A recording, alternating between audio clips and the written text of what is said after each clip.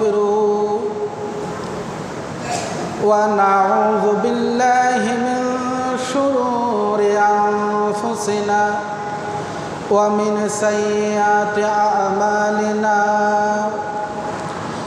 من يهده الله فلا مضل له ومن يضلله فلا هادي له ونشهد أن لا إله إلا الله وحده لا شريك له ونشهد أن سيدنا ونبينا وحبيبنا ومولانا محمدا عبده ورسوله الذي أرسله بالحق بشيرا ونذيرا وداعيا إلى الله بإذنه وسراجا منيرا أما بعد فقد قال الله تعالى في كلامه المجيد والفرقان الحميد أعوذ بالله من الشيطان الرجيم সবাই বলেন أعوذ بالله من الشيطان الرجيم بسم الله الرحمن الرحيم إن الله وملائكته يصلون على النبي يا أيها الذين آمنوا صلوا عليه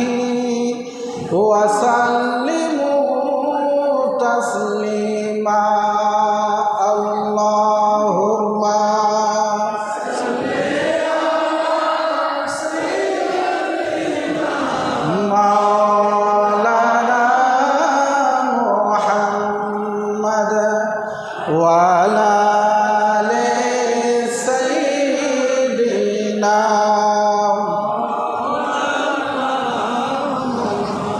একই সুরে একই আওয়াজে মোহব্বতে আল্লাহুম্মা সাল্লি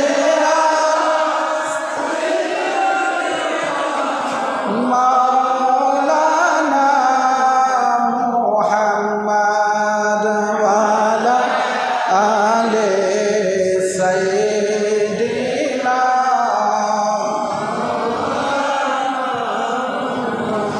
মক্কার নগরে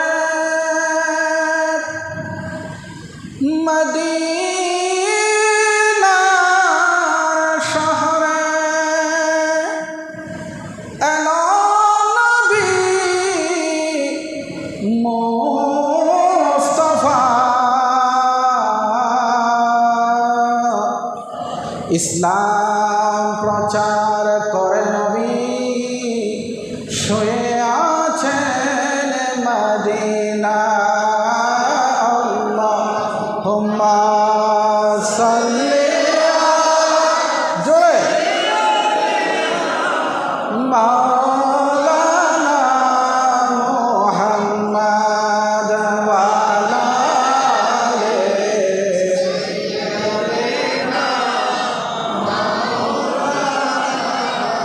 কোথায় আবু বকর কোথায় ওমর কোথায় উসমান হে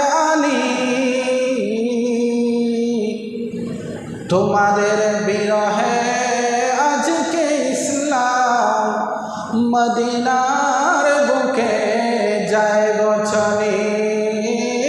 আল্লাহুম্মা সাল্লি আলা মাওলানা মুহাম্মদ ওয়া আলা আলি সাইয়্যিদিনা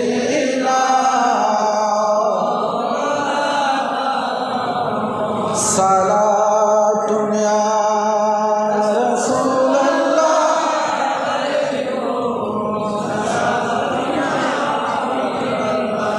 आने दोया डुबा दो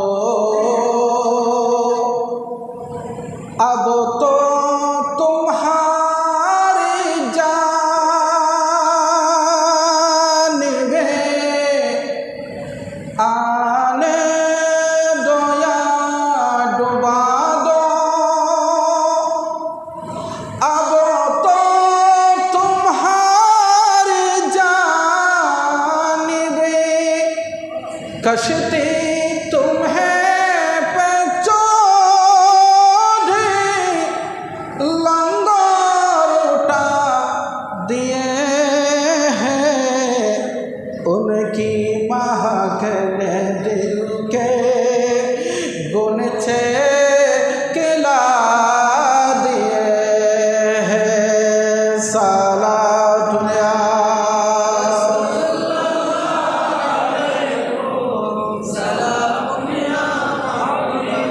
अल्लाह क्या जहन्नम अब भी न सर्दा होगा अल्लाह क्या जहन्नम अब भी न सर्दा होगा रूह के मुस्तफा ने दरिया बहा दिए हैं उनकी महक ने दिल के गुनचे किला दिए हैं सालातुन या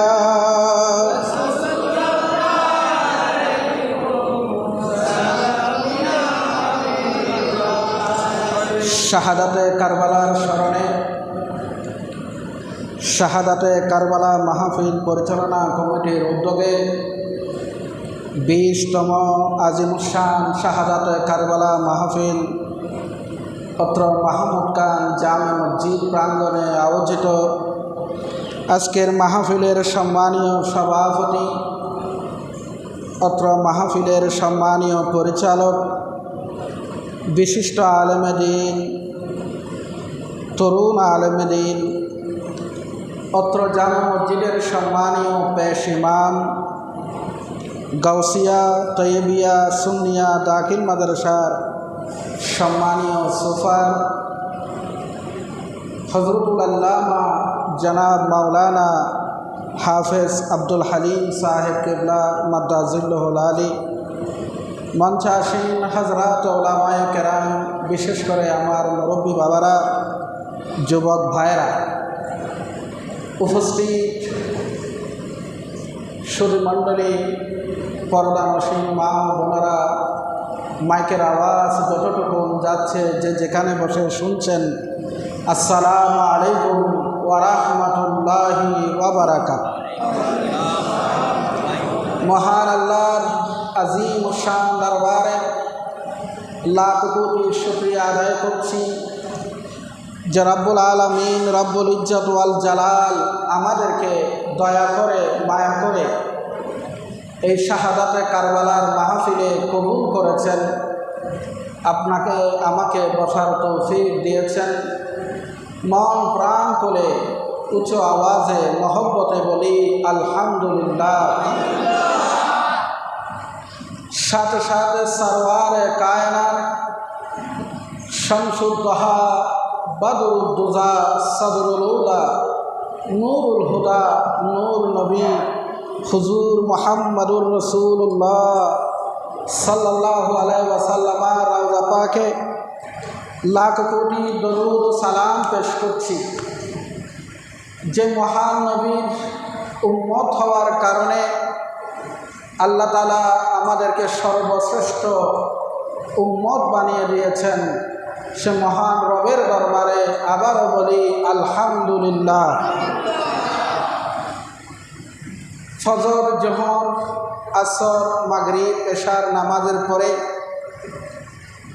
এই মোবারকময় সময়ে আমরা এখানে উপস্থিত হয়েছি। এই মাহফিলের বয়স এখন 20 বছর চলতেছে। এই মাহফিল এখন আর নাবালক নাই, এটা বালেক হয়ে গেছে, প্রাপ্তবয়স্ক হয়েছে। এই মাহফিল যখন শুরু হয়েছিল তখনও আমি ছিলাম, একেবারে শুরুতে যখন হাঁটি হাঁটি পা পা করে একটু একটু করে শুরু হচ্ছে, তখন আমরা অনেকবার আসার সুযোগ হয়েছে। আলহামদুলিল্লাহ, আবারও আজকে কবুল করেছেন। আল্লাহ পাকের দরবারে শুকরিয়া স্বরূপ আবারও বলি আলহামদুলিল্লাহ। আপনারা যারা এসেছেন আপনারা খুশি তো? নবীজি ইরশাদ করেন, যারা আহলে বাইতকে মহব্বত করবে, আহলে বাইতের ভালোবাসা যাদের অন্তরে থাকে, এই যে আপনি সারাদিন ক্লান্ত পরিশ্রান্ত কাজ করেছেন, চাকরি বাকরি করেছেন, দোকানপাট করেছেন, অনেকে অনেক রকমের কাজ করে বাসায় না গিয়ে এশার নামাজের পরে আবার মসজিদে বসে আছেন, আহলে বাইতের মহব্বতে কিছু আলোচনা শুনবেন। নবীজি বলেন, যাদের অন্তরে এই মহব্বত কাজ করবে, যাদের ভিতরে এই ইশক কাজ করবে, আমি রাসূল ঘোষণা করছি, ওই মানুষটা যদি মারা যায়, ওই মানুষ যদি নিঃসন্তান হয়, অথবা তার কবর জিয়ারত কেউ যদি না করে, কবর জিয়ারতের মানুষ নাই, আমি রাসূল ঘোষণা দিচ্ছি, ওই আহলে বাইতকে মহব্বতের কারণে মজলিসে যারা বসে গেছে, ওই বান্দাগুলোর জন্য আমার আল্লাহ কিছু স্পেশাল ফেরেশতা পাঠিয়ে দেবেন, তারা কিয়ামত পর্যন্ত ওই বান্দার কবর জিয়ারত করবে। জোরে বলুন না সুবহানাল্লাহ। তাহলে এখানে বসলে লাভ আছে না নাই? জোরে বলেন, লাভ আছে না নাই? অনেক মসজিদ দেখবেন সেখানে শাহাদাতে কারবালার আলোচনা হয় না, জুমাতে আহলে বাইতের মর্যাদার উপর আলোচনা হচ্ছে না, বেশিরভাগ সিংহভাগ মসজিদে আলোচনা নেই। ওরা শাহাদাতে কারবালার ইয়ৌমে আশুরা ওখানে আলোচনা করে যে আজকের এই দিনে আদম আলাইহিস সালাম দুনিয়াতে আসছে, আজকের এই দিনে নূহ আলাইহিস সালাম মুক্তিপ্রাপ্ত হয়েছে, আজকের এই দিনে ইব্রাহিম আলাইহিস সালাম অগ্নিকুণ্ড থেকে তিনি মুক্তি পেয়েছিলেন, হযরতে মূসা আলাইহিস সালাম ফেরাউনের কবল থেকে নাজাত পেয়েছিলেন। এই কথাগুলো খুব জোরে সুরে আলোচনা করে, কিন্তু একটিবার ইমাম হাসান, ইমাম হুসাইন, মাওলা আলী শেরে খুদা, মা ফাতেমাতুজ জাহরা রাদিয়াল্লাহু তাআলা আনহা শাহাদাতে কারবালার উপরে খতিব সাহেব আলোচনা করেন। এরকম হাজার হাজার মসজিদ আছে না নাই? খতিব অনেক বড় আলেম, অনেক বড় মুহাদ্দিস, অনেক বড় মুফতি, অনেক বড় আল্লামাতুল ফাহামা, কিন্তু খতিবের জবান দিয়ে আহলে বাইতের আলোচনা আসে? এরকম মসজিদ আছে না নাই? ওই মসজিদগুলোকে চিহ্নিত করবেন। একেবারে চেনার সহজ উপায় হলো কারা হুসাইনি, কারা ইয়াজিদি, কার ভিতরে হুসাইনের মহব্বত আছে আর কার ভিতরে ইয়াজিদের প্রেম আছে, খতিব সাহেবের আলোচনা শুনলেই। হযরত ইব্রাহিম আলাইহিস সালাম মুক্তিপ্রাপ্ত হয়েছেন, এটা সত্য। মূসা কালিমুল্লাহ নাজাত পেয়েছেন, এটা সত্য। আদম আলাইহিস সালাম দুনিয়াতে এসে এসেছেন এটা সত্য। এরকম যুগান্তকারী 10টি ঘটনা সংঘটিত হয়েছে। আল্লামা বদরুদ্দিন আইনি রহমতুল্লাহ আলাইহি তার বিখ্যাত গ্রন্থ উল্লেখ করেছেন। হ্যাঁ, এগুলো সব সত্য, তবে তার চেয়ে বড় মহাসত্য হলো যে কারবালার ময়দানে সৈয়দনা ইমাম হুসাইন রাদিয়াল্লাহু তাআলা আনহু শাহাদাত বরণ করেছেন। এমন এক নজির স্থাপন করেছেন যেই দৃষ্টান্ত এর পিছনে যতগুলো ঘটনা ঘটেছে সব ঘটনা অম্লান হয়ে গেছে। কথা বলেন ঠিক কিনা? আল্লাহ পাক কোরআন কারীমে সবচেয়ে ছোট্ট একটি সূরা, এই সূরার নাম হলো সূরা কাউসার। সবচেয়ে বড় সূরার নাম কি? আপনারা কি একটু কথা বলতে পারবেন? আমাদের ওই যে পিছনের বাইরা, ওই যে বারিন্দা, ওই যে এদিকে এদিকে বসে আছেন, মেহরবানি করে যদি আপনারা একটু কাছে আসেন, এই মসজিদটা একটু সুন্দর লাগবে, আমি কথা বলতে ভালো লাগবে, আপনাদেরও শুনতে ভালো লাগবে। আল্লাহ পাক এই মজলিসটাকে কবুল করুন। আল্লাহ পাক এই মজলিসের মধ্যে নূর দান করুন, আমাদের সিনার মধ্যে মহব্বত দান করুন। আল্লাহুম্মা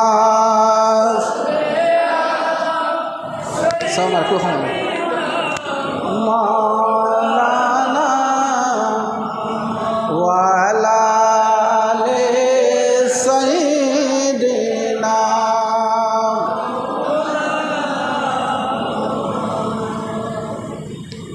পবিত্র কোরআনের মধ্যে 114টি সূরা আছে, আছে না নাই? সবচেয়ে বড় সূরার নাম বলেন তো সবাই? সূরা। আর সবচেয়ে ছোট্ট সূরাটির নাম সূরা কাউসার। সূরা কাউসার যদিও এটা ছোট্ট একটা সূরা, কিন্তু এটার আলোচনা, এটার তাফসীর যদি আপনি শুনেন, এখানে বিশাল মহাসাগর আল্লাহ পাক লুকায়ে রেখেছেন। আল্লাহ কোরআনের মধ্যে 3টি সূরা নাযিল করেছেন। প্রতি পরতে পরতে রসুলের শান মান আল্লাহ গেয়েছেন, কিন্তু স্পেশালভাবে রসুল পাকের শানের উপরে আল্লাহ 3টি পরিপূর্ণ সূরা নাযিল করেছেন। কয়টা? একটা হলো সূরা আদ-দুহা, আরেকটা হলো সূরা আল ইনশিরা, আরেকটা হলো সূরা কাউসার। সুবহানাল্লাহ বলেন। এটা 3টি সূরা না, যেন নবীজির গলায় আল্লাহ পাক 3টা ফুলের মালা পরিয়ে দিয়েছেন। কয়টা ফুলের মালা? রাসূল করিম সাল্লাল্লাহু আলাইহি ইসলামের শানে আল্লাহ সূরা কাউসার কেন নাজিল করছেন সেটা আজকের আলোচনার সাথে আমার সম্পৃক্ততা আছে। আমাকে একটা বিষয় দিয়েছেন, ইমাম হুসাইন রাদিয়াল্লাহু তাআলা আনহুর জীবনী থেকে আমরা কি শিক্ষা লাভ করতে পারি, যুব সমাজের কি করণীয় আছে। সময় খুব কম, আর হাতে বোধহয় আধা ঘন্টা সময় আছে। আপনারা যদি আমাকে একটু সহযোগিতা করেন, আমি দ্রুত বলার চেষ্টা করব বলি ইনশাআল্লাহ। সূরা কাউসার শরীফ নাজিল হওয়ার প্রেক্ষাপট হচ্ছে আল্লাহর নবীর 7 ছেলে মেয়ে, 3 জন ছেলে 4 জন মেয়ে। বলেন ছেলে কয়জন, মেয়ে কয়জন? ছেলের নাম হযরত কাসেম রাদিয়াল্লাহু তাআলা, দ্বিতীয় ছেলের নাম আব্দুল্লাহ রাদিয়াল্লাহু তাআলা, ওনাকে আবার তৈয়ব তাহেরও বলা হয়। তৃতীয় ছেলের নাম হযরত ইব্রাহিম রাদিয়াল্লাহু আনহু। আর ওনার 4টা মেয়ে, হযরত কুলসুম রাদিয়াল্লাহু তাআলা, হযরত যায়নাব রাদিয়াল্লাহু তাআলা আনহা, হযরত রুকাইয়া রাদিয়াল্লাহু তাআলা আনহা। সবচেয়ে ছোট মেয়ের নাম মা ফাতেমাতুজ জাহরা রাদিয়াল্লাহু তাআলা। আল্লাহ রসুলের এই 3টা ছেলে বালেগ হওয়ার আগে আগেই আল্লাহ 3টা ছেলেকে নিয়ে গেছেন, একটা ছেলেকে রাখেন না। 4 জন মেয়ে ছিল, 3 জন ছেলেকে আল্লাহ নিয়ে গেছেন বালেগ হওয়ার। এখন মক্কার কাফেররা, বিশেষ করে আবুল আহাব, আবু জাহেল, আস ইবনে ওয়াইল, কাস ইবনে আশরাফ, এরকম বিখ্যাত কাফেররা ওরা হাতে তালি দিতেছে, কি খুশি। মোহাম্মদ বুতেরা, মোহাম্মদ তো নির্বংশ হয়ে গেছে। একটু জোরে বলেন না। মুহাম্মদের তো কোনো ছেলে নাই, সবগুলো মেয়ে আছে। মুহাম্মদ যদি মারা যায়, মুহাম্মদের নাম নেওয়ার মতো আর কেউ থাকবে? আপনাদের যাদের ছেলে আছে কবর জিয়ারত করবে, আপনার ফাতিহা করবে, আপনার সম্মান বয়ান করবে, আপনার জন্য সূরা ফাতিহা পড়বে, কোরআন তেলাওয়াত করে আপনার কবরে পৌঁছাবে। আবু জাহেল আবু লাহাবরা খুশি, মুহাম্মদ যদি মারা যায়, তোমরা কোরআন নিয়ে যে টেনশনে আছো, দিন ইসলাম নিয়ে যে টেনশনে আছো, আরে না না, টেনশনের কোনো কারণ নাই। বুতারা মুহাম্মদ মারা যাওয়ার সাথে সাথে দিন মারা যাবে, কোরআন থাকবে না, দিন থাকবে না, এবং কি তার নাম নেওয়ার মতো একজন লোকও থাকবে। এটাকে বলা হয় আফতার। মুহাম্মদ লেস কাটা। আরবের মধ্যে যখন কোনো কারো সন্তান মারা যেত, পুত্র সন্তান হতো না, মক্কার মানুষ তাকে আফতার বলতো। কি বলতো? আফতার মানে নির্বংশ, লেস কাটা, যার পুত্র সন্তান জীবিত থাকে না।